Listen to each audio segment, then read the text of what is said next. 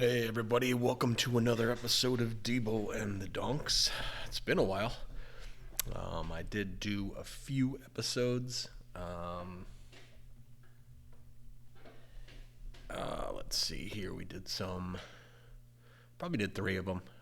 This will probably be the first video, hopefully that we'll produce and get out there. Hope everybody's recovering from COVID and all of that stuff. Looks like I got a wrong side. Looks like I got a streak right here, like I'm doing some kind of weird. That's natural, I promise you. I don't trim this part. That'd be weird. But it looks like I got a line right there. It's weird looking. Sorry, on video. Again, so I have some more videos coming out per request and whatnot. And I'm working on a couple of different things with that. Today, we're going to talk a little bit Minnesota Twins. We're going to talk, Major League Baseball, Minnesota Twins, the excitement of that. I'm excited, huge baseball fan. I think that we won't really go too deep into last year. It's too painful, The playoff losses are at a point now where it's, at that Minnesota Vikings painful kind of threshold, or that pain threshold's been crossed, and we're now just, it's beyond comical now. It's historic and unbelievable. But seasons are 162 games, generally, non-COVID seasons. And I enjoy the process of the season, not just the playoffs. The playoffs are, of course, the icing on the cake and all that. But I enjoy the process of a Twins. I love going to 4 or 5 games a year, getting the kids out there, all that kind of fun stuff. That's the way it should be, and that's the way it is. And with COVID, they have just announced, the Twins, that they're going to try and have up to roughly, 8 to 12,000 fans per game. They're trying to move towards 25%. Because it's outdoors. It sounds like Walls is going to allow that, which is great for fans and even the players. Sure, they don't mind playing in front of a crowd. Let's be honest, in the years past, the old Metrodome and things like that, 12 to 15,000 person crowd was somewhat normal at times, but not at Target Field. That's pretty rare. Even when they were having some struggles there a few years back before Molitor was here, they would lose 100 games and still do pretty well at the ticket office because it's a great stadium. It's a fantastic venue. Let's get right into the talk here before we get into the Twins. We get too detailed into it. I'm going to start with Major League Baseball, and we'll go with just the big offseason moves. The biggest, in my opinion, is the Francisco Lindor move. He is now with the Mets. He has a 1-year deal for $22 million. Huge deal there. Sounds like they're working on a long-term deal. I'm not sure where Lindor's people are, if they want a long-term deal, if they want to play and then get one next year under the new, because next year, the bad news is there's the possibility of a strike or a lockout. I'm not sure which it is. Which would be devastating to baseball, considering COVID has kind of punched it in the mouth as it is for a couple of years here. But next year, that is a looming atrocity waiting to happen, the possibility of the loss of a season or the playoffs or something like that next year. So I don't know if that affects Lindor's contract or not. So anyway, big move for the Mets. I seen the Mets the other day in their projections. So Vegas does projections on how many wins you'll have in a season. They're like, I think their over-under number is 79 wins. I'm finding that, with that pitching staff, with Lindor and a couple of other, I don't see how they can't win 80 games. But tough division. You've got the Phillies and the Braves, who are fantastic. The Braves are fantastic. Braves are a 100-win team this year, I assume. But with that said, I still think they get 85 wins or so, don't they? Injuries and things like that can change that, and that's obviously what part of the wager is. But anyway, that we'll start with that. Another big move is Arenado has gone from the third baseman from the Colorado Rockies, has moved on over to the Cardinals. Weird trade. They got like 5 players back, they being the Rockies. None of them high rated in their prospect system by anyone. So I don't know, strange trade for the Rockies. I'm sure 1 or 2 will pan out. They usually do to something, but to the level of an MVP, I mean, the guy's an RBI machine. He did have the advantage of playing in it Coors Field. I know they've got the advantages of playing in that kind of climate where you're elevated. The ball does technically travel further and things like that. But it's not like road teams come in and score 14 runs, So it's actually not that big an advantage, they say. Overall, your pitchers are more strategic in where they're pitching and things like that. It kind of balances out a little bit. But with that said, you're still it's still mile high for a reason over there in Denver, right? But huge trade. Cardinals, where are they? I mean, I read an article the other day that who in the National League Central is even trying to win that division. The Cardinals, the Cubs, drawing blanks on the rest of the teams there, but the Pirates and the Reds, where are they? The Reds are trying to improve. I'll give them that. But the rest of the division is just kind of sitting stagnant, and you don't know who's going to move up and try and take that division. The Cubs have been very erratic the last 2 years as far as what they're doing. I know that they did keep Chris Bryant and a couple of others, but they've had a numerous amount of changes the last year, and I'm assuming COVID has really changed a lot of things too. I get that. A lot of these owners and these general managers don't want to give out super long contracts right now. I believe George Springer, another huge prospect there, not a prospect, he's an all-star. He signed with the Blue Jays for 6 years, $150 million. I wonder if that had been more if this wasn't COVID. And what I mean by more is not per year, but a longer-term contract. Still big contract. Who doesn't want 6 years, $150 million? George Springer's a stud.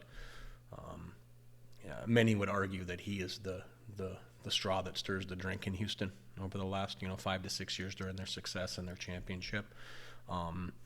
I think that he's a bona fide superstar, and the Blue Jays got a little bit better. And when you're playing against the Yankees in that division and the Rays, you got to keep improving and you got to get better and better and better.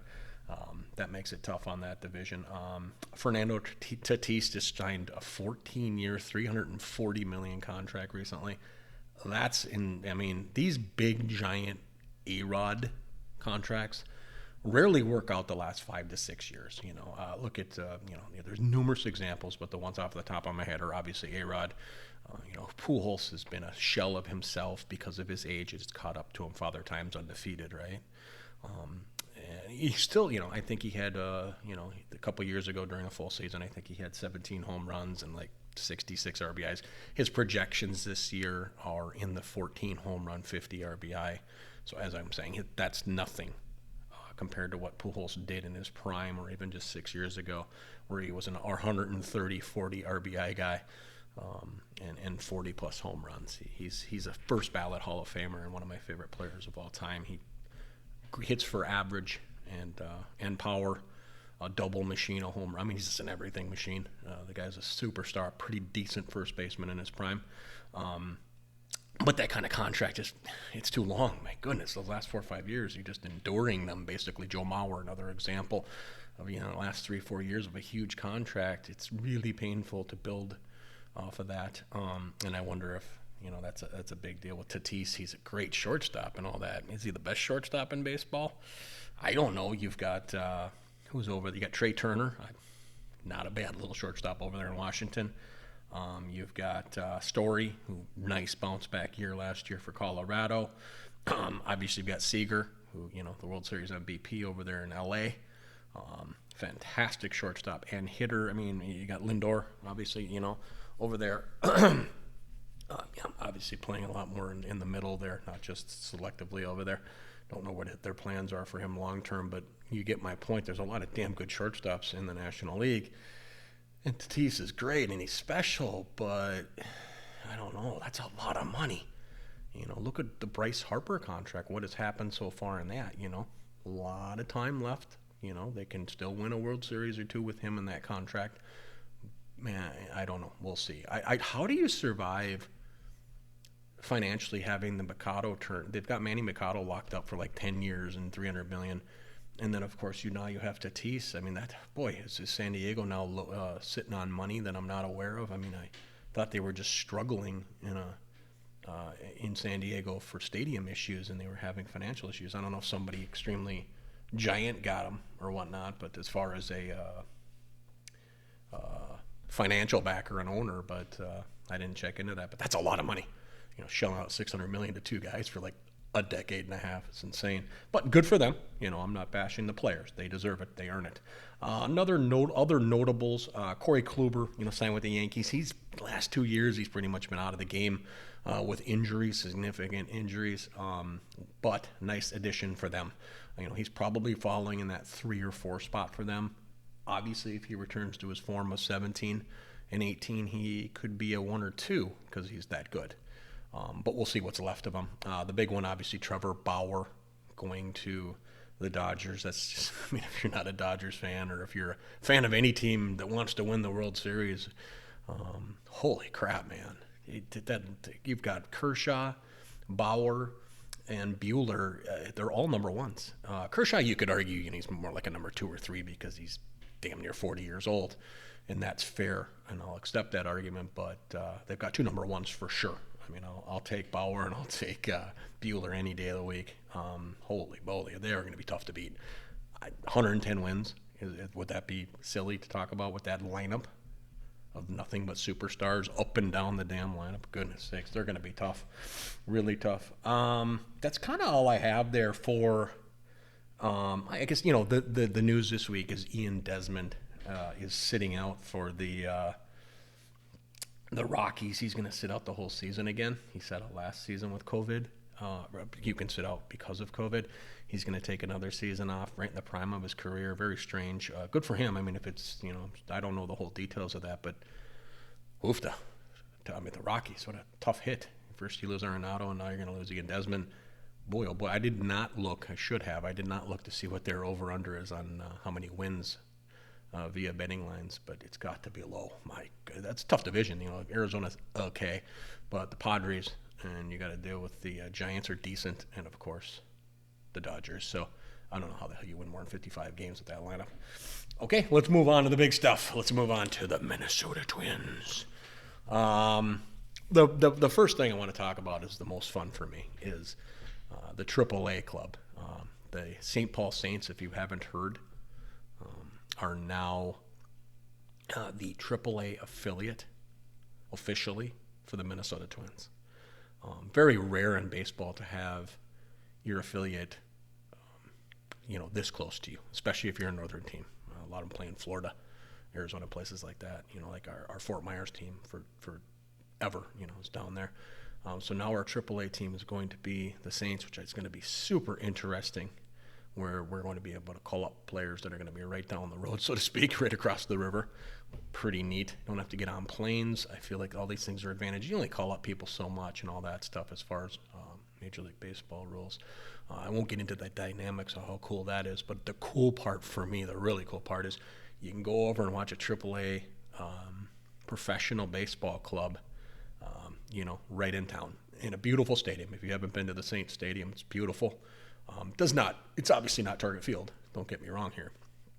Seats like, I want to say, I might be wrong here, 20,000, something like that. Whereas Target Field's upwards of 40-some thousand. But still, just a great venue, a fun place there right off of, Highway 52 over there in St. Paul, right by the river there. It's just gorgeous, and it's going to be super fun. If you're a huge baseball nerd like me, and you can go watch the AAA club, get to know the AAA club, and also watch Twins games. COVID related, it sounds like the Saints are also going to be involved and be able to have fans. If it's 25%, which I think it might be for the Twins, 25% is still, you're going to have 5,000 fans if my numbers are right there, which is decent. The Saints do well without even being affiliated with Major League Baseball. They would have many sellouts at the old Midway Stadium. It was damn near impossible to get a hold of a ticket sometimes. Good or bad, didn't matter, because people like going to Saints games because of the shenanigans and the fun stuff in between innings and all that good stuff. But it's going to be a little bit different. They say they're still going to do the events. They're still going to do the in-between stuff. They're just going to keep it a little more civil. But it's going to be more about baseball, being that the team is obviously, Major League Baseball. It's a big deal. You're trying to develop players and get them ready for the majors, and they'll be bouncing back and forth between the majors. in AAA there, which will be pretty neat. So that's super fun, and I hope you're pumped up about that. Let's go ahead and talk about the actual lineup here. One more thing there. Let's start with the bad one for me. The lineup changes. Eddie Rosario, our left fielder, Everyday Eddie. That's not his name, actually. He is basically gone. He's with the Detroit Tigers. No, Cleveland Indians are one of our nemesis. He's with the Cleveland Indians. Signed like a 1 year, $8 million deal. I was a huge fan of Eddie. Back. I got distracted there. Sorry. Everyday Eddie was Eddie Guerrero. He was our old a reliever and closer many years ago. But Eddie Rosario, just one of my favorite players. If you've been to a Twins game, if you watched him between innings, if you watched his shenanigans and the fun he has and how much he loves baseball, it's hard not to like him. Do you love him on TV when he's missing fly balls and misplaying balls? No, of course. That's frustrating, and I get why some people were frustrated by that. And he's very aggressive, as you know, at the plate. Kirby Puckett-like as far as what he'll swing at, which is just about anything from the eyes down to the toes. He does love to swing, but I'm just sad to see him go. I was hoping he'd stay here for the rest of his career. He's our best home run hitter the last 4 years. You put those 4 years together, nobody has more as a Minnesota Twins, so we're not going to have him. To me, that's a little frustrating, but you got to move on, and you got to do what you got to do. For that contract, though, he ain't making much money. Is our outfield going to be okay without him? We'll get into that here in a second when we get into the lineup. We'll start with the big changes, and there aren't any huge changes. Obviously, with Nelson Cruz back, we've got the bat. We've got him. He's locked up for another year. Got to go year to year with a guy that old. He was holding out, it seems like, to decide, if the National League was going to have a DH permanently, which got voted down by the Major League Baseball Players Association. So there'll be no DH this year in the National League unless they're playing at an American League park. And then if they had, that would opened up, 14 jobs for a DH, which would have been, if my number's correct there, I think there's 14 teams in the National League. If that had happened, he would have had probably more offers. Maybe even lucrative offers, but he's back, thank goodness. Huge fan. Everybody loved Nelson Cruz. I just hit bombs at 40 years old. He's the best. He started out really, he looked like an MVP last year, the first half of that mini season, and then he just had an injury, and he was not himself in the playoffs. Just wasn't himself. He was injured, but he looks great. Saw some video of him the other day, and on the local news stations, and he's fit. Wow, I don't know how he does it. He has this regimen I've read about where he's just a machine. He's Tiger Woods like back in his prime, eating nothing but nutrients, putting no sugar in his body, all that kind of stuff. Just a stud. Works out daily. Boy, oh boy, he is a specimen. Nelson Cruz obviously signed 1 year, $13 million. I'd have paid him more. We've got Alex Colomé, the closer. In the past for the Chicago White Sox. It's nice to always steal one of their best players, and he is one of their best, if not best reliever. He is fantastic. He's going to have a good, solid season if he stays healthy. Great signing. I believe they got him for 1 year. Hopefully he produces. He'll probably share the closer's role, it sounds like, with Taylor Rogers. Not a terrible idea. Taylor Rogers last year kind of started to falter down the stretch as the primary closer. They started to go. They even used Sergio Romo last year at one point. They were struggling so bad at closing games out. So we have a traditional closer, and I think you throw him and Rogers together, I think we're in pretty good shape in the 8th and 9th inning. We might be real tough to hit at that point. And I think we get into the 8th inning, we're going to win a lot of games with the lead. We shall see. We also have Sean Anderson. He's kind of like a starter reliever. He started in the past, and I think we brought him in for bullpen help. I could be incorrect on that, but with that said, I'm pretty sure he's going to be a bullpen guy. We shall see with him. We also signed Schumacher. I got it written down. Matt Schumacher. He's going to be one of our 5th or 6th starters. What I mean by that is it'll probably be down between him, Smeltzer, and who's the other fella? I wrote it down. My apology. Oh, Randy Dobnik, who had a really good year last year. The three of them, it sounds like, are going to be competing for the fifth starter. We'll see who that is. It sounds like Schumacher might be the kind of favorite from what I'm hearing on, I believe The Athletic is reporting that. We shall see how that goes. That kind of excites me a little bit there to have a pretty decent fifth guy, even though traditionally now they skip the fifth guy in baseball so often, but we'll see how that goes. So basically, let's start with the starting rotation. It looks like it's pretty etched in. It's going to be Jose Barrios, obviously your one or your two, Kenta Maeda. Maeda, fantastic season last year, Cy Young, couple of Cy Young votes, just a great season. I see Kenta Maeda being our number one, but we'll see if he can repeat what he did last year. I think he's 32 years old. Should be in the prime, should be a good, excellent pitcher for us this year. We'll see how that goes. They've got Michael Pineda back. Missed him most of last season because of, again, he had some drug issues as far as PEDs go. So there was some confusion about it. He took something that he thought he could, and it was a banned substance. But he's back, and hopefully he goes back to his 2019 routine, which is a pretty good season. And then we have J.A. Happ, who we signed from the Yankees. Pretty solid guy. He's a 4 ERA guy, but he'll chew up some innings. He's a pitcher. He's not a thrower. No, he ain't going to be throwing 98.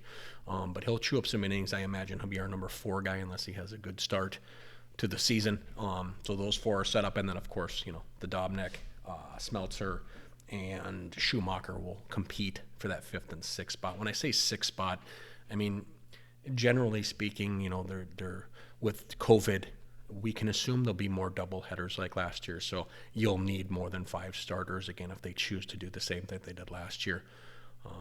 Just to rephrase that, if they have to do double headers to make up because your team is out for 2 weeks, it's not like basketball or hockey where you may miss 5-6 games. You might miss 14 games if you're shut down for 2 weeks. We got to make up 14 games. Well, you're obviously going to doubleheaderville, and I don't know if they'll do the 7-inning doubleheader again, which I think was pretty successful last year. Maybe that'll be the thing in baseball. I would kind of like it. It'd be kind of fun if every Saturday was doubleheader day in Major League Baseball in the future. You have a day and night doubleheader. Noon and 6 or whatever you want to do. Maybe even back to back. Just do noon or I guess you could move it back Central Time here in Minnesota. You could do like a 2 o'clock and a 6 o'clock game. Maybe a little too close. I'm getting aggressive there, but that'd be pretty fun. Kind of messes with stats a little bit. Guys will miss a few at bats a year because you have a 7-inning game rather than a 9-inning game. But come on, let's stretch it a little bit here. Let's be innovative. Baseball could use a little juice, if you know what I'm saying. So that will be the starters, the relievers. We've got Rogers, Colomb, Duffy's back, thank gosh. We've got Robles. I don't know where he fits in. I really don't know much about him. I know that we have Stashak back, and we have Thielbar. So pretty set there. I don't know if Dobnik will be in the bullpen. We can assume he probably will be. Smeltzer might be in the bullpen also. Maybe they'll be spot starters. I'm not sure what their plan is. But I feel like that's pretty much the bullpen. They also have Jorge Alcala. We'll see where he fits in. I think they're going to probably take something like 7 to 8 relievers, something like that. 13 and 12 is traditional, I think. Please correct me if I'm wrong. 13 pitchers and 12 everyday guys is kind of where they go, and that can be moved throughout the season. Maybe with COVID, they'll go back to what they did last year. They'll have 28 players on the roster, which would be great. And we'll see how that goes. Therefore, you have a little more depth in your bullpen, and you have more depth on your bench. You can pinch hit more. Getting into our lineup is, pretty simple. That's about as easy as it gets here. You've got your catchers. We do know that the catchers aren't going to be moving much. It's going to be down to the rookie. I think thinking through that, I'm not sure.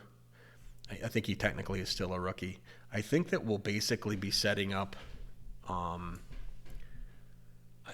with Garver. I think you're probably hoping he goes back to where he was in 19. Obviously, no brainer. He was terrible last year, but I still think he's the number 1 guy. I still think Garver gets the spot and gets 120 starts. We'll kind of see where that goes, though. Hopefully, 17 home runs, 60 RBIs, we'll take it, right? I don't see him hitting 31 home runs like he did in 19. He may never hit those numbers again. That was kind of inflated. And we know that the baseball had some issues. Major League Baseball has finally announced and admitted that the baseball has been altered the last couple of seasons. Every team has hit more home runs in the history of their entire 150 years of baseball. We do know that. We already knew that. You didn't have to tell us. Unless the bats are juiced or PEDs are running rampant and you're not testing properly. So you can basically base it down to the baseball. I do know that there's some scientists looked at the baseball the last couple of years in their own independent studies and found that there's some issues with the stitching. And then, of course, Major League Baseball has announced that there was some winding issues. It wasn't wound properly, I believe, so it had more bounce or spring. Duh. And then you add that players are being taught to swing more upwards trajectory. They're trying to lift the ball more often, less than, to hit more home runs because the parks are conducive for that. And they say it's advantage-wise as far as analytics go. It's an advantage to try and hit that home run. And obviously it's really an advantage if the ball is spiked, if the ball is juiced, or altered. Just get the ball in the air and it's getting out. I saw many experts over the last couple of years saying, man, if that's a 330-foot fly ball, all of a sudden it's 355 and it's gone. It's not even hit hard. It doesn't have that sound, Guys been around baseball 50 years in Major League Baseball parks. They know what a home run sounds like. They hear it. It's in their ears. It's in their loins, if you know what I'm saying. And they're not they're saying that sound isn't there the last couple of years. And it was the same thing back in the early 2000s and late 1990s when we had what they said was the PED era. And it was PEDs. We know that was rampant. But pitchers were doing it too. They also had a ball issue then. Never admitted it then. Didn't need to. PEDs took care of it. They didn't have to admit that ball was juiced beyond belief. There's a reason. Barry Bonds did not hit 73 home runs in one season just on PEDs. Okay, that's not even possible. It's baseball. It's not football. Okay, it doesn't come down to just rawness. Does it help that you can hit the ball a little further and you recover a little better? Sure. PEDs matter. No arguing that. But he spent the time in the gym and he did his thing. With that said, he had some help, and the ball was juiced. It was juiced after the 1995 strike season. And then 97, they had no fans in the parks. 96, 97, nobody was coming back. 13,000 people in the parks. They weren't paying bills. So they had to generate some excitement. And as you can see, we did. Broke damn near every Major League Baseball record there is for the next 7 to 8 years. Anyway, enough about that. Let's get back to Twins baseball where it matters. Left field, I'm going to predict it's going to be Jake Cave. I don't think they're going to start with Alex Kirilloff, the young kid who played a couple of games last year, including a playoff game, which is unbelievable. I don't see him going up only because the Twins are going to hold him down in the minors so they have the service contract taken care of. So that means that they get him for another year. I believe if he sits for 45 days in the minors or something to that effect this year, he will go ahead and they'll get an extra year out of him, so they'll have him till he's like 29 years old or some crazy thing, okay? So Jake Cave, I feel like he's going to be the starter in left field. Obviously Buxton if he stays healthy.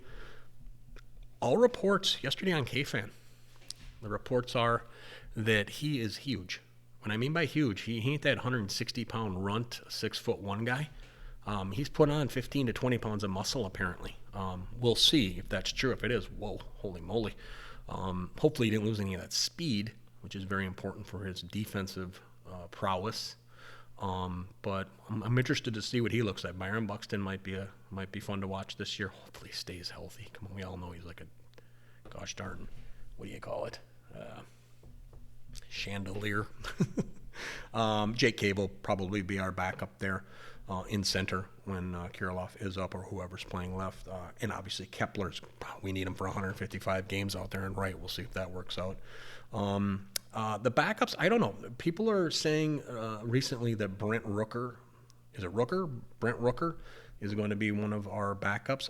I don't even know who this guy is. But they're saying he's the fourth or fifth outfielder.